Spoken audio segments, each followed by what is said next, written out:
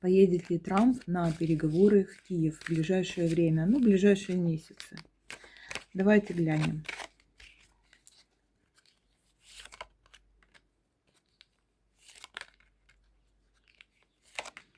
Смотрите, он не может узаконить один важный вопрос.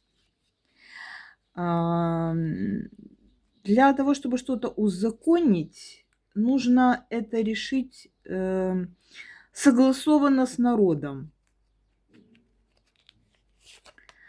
Без народа нет ключа к тому, чтобы узаконить то, что он хочет.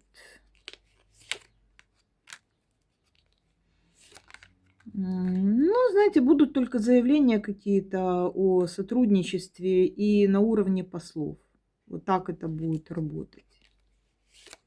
О сотрудничестве с какими-то структурами. Ну, там уже шла речь о том, что создать вроде как наглядовых рад, там держать деньги, которые с определенных предприятий, которые заняты земельными ресурсами, туда выводить. И потом дальше, дальше ждать указаний, какой процент останется в Украине, а какой процент от продажи этих земель пойдет куда. Ну, вы все поняли.